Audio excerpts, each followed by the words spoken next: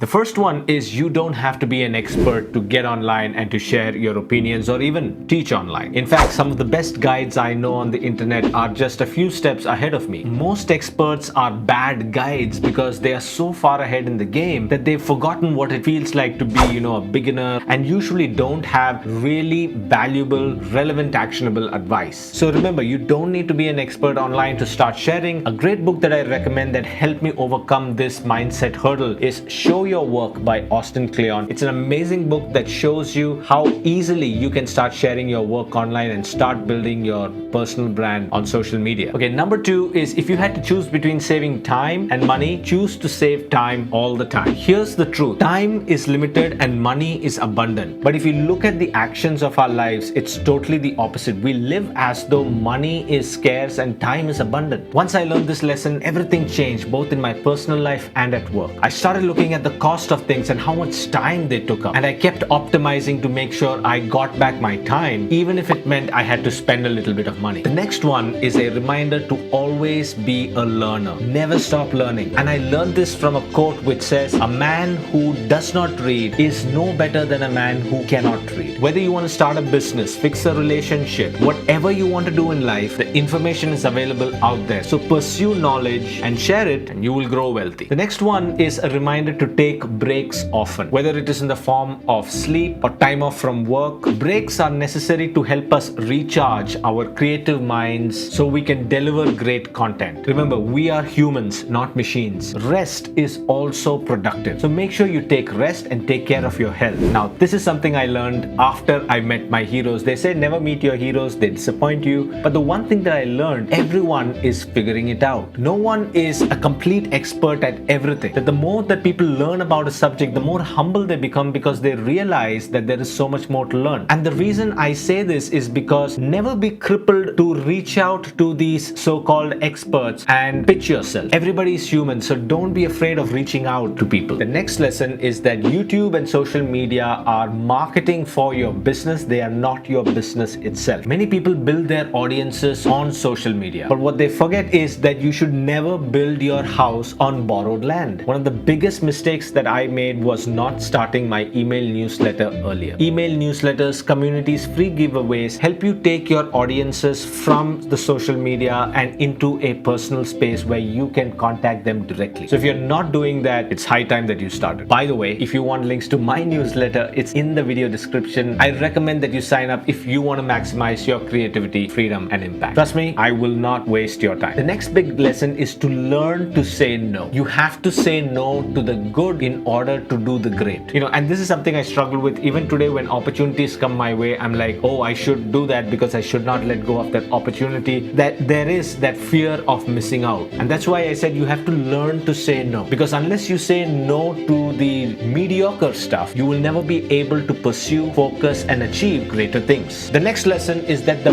biggest determinant of success is consistency. It doesn't matter how great your business ideas are. The people who succeed are the people who get started and stick to it. In fact, I made another video on my channel about the settlers and the swagmen where I talk about how I overcame this hurdle and decided to focus on one direction and put my commitment behind it. I'll leave links to that video in the video description. Make sure you check it out after this because that knowledge really changed my life. I was able to take more risks. I was able to say no more often. I was able to get started on my journey and I was able to remain consistent in it. Alright, the next big learning is to choose to buy experiences over buying things. If you had to spend $100 and buy an electronic device or choose to go to Disneyland, which one would you choose? Conventional wisdom would say, hey, if I bought a device that would last me longer and I would have much more use of it. But research has shown that we as humans value experiences more than things, and we remain happier when we have a bunch of experiences in our lives. So yeah, think about that. The next big lesson is not taking risks is the biggest risk of them all. In 2020, when the pandemic and the recession hit all at once, a lot of us realized that there was a real possibility of dying without ever having lived at all. And that was when I realized that not taking risks is the biggest risk of them all. Here's what I discovered. Every opportunity has inherent risks. All opportunities come disguised as risks. And your worst case scenario that you're dreading will happen because of which you won't take the risk will hardly ever happen. So since 2020, I've been taking more and more risks risks, and all of them have been paying dividends. And I wish I could tell you this sooner, but my friends, not taking risks is the biggest risk of them all. The next one is a quote that I learned from Tim Ferriss's book, The 4-Hour Workweek, in which he says, "Don't suffer fools or you'll become one." Now, this is an interesting one because this has helped me become a much more stern individual with my time and with the choice of work that I do. There's another quote that I remember which says, "The standard is not what you say, it's what you tolerate." And these two things have made me a much more sterner individual who is careful and doesn't give out his time for free. The next important lesson is that plans don't work, habits do. I have worked with many leaders who have drawn out many roadmaps, me included, but I can tell you one thing. In all this time, no development has ever followed a set roadmap. And that is true for your life as well. Stop wasting time setting goals. And like I said previously, get started and start being consistent and iterate on the fly. It's easier to steer a moving car. Now, finally, this is the most important of them all, and this is something that I am working on personally, is that if health is lost, all is lost. It doesn't matter if you're successful in every other field, but if you don't have the opportunity to spend it,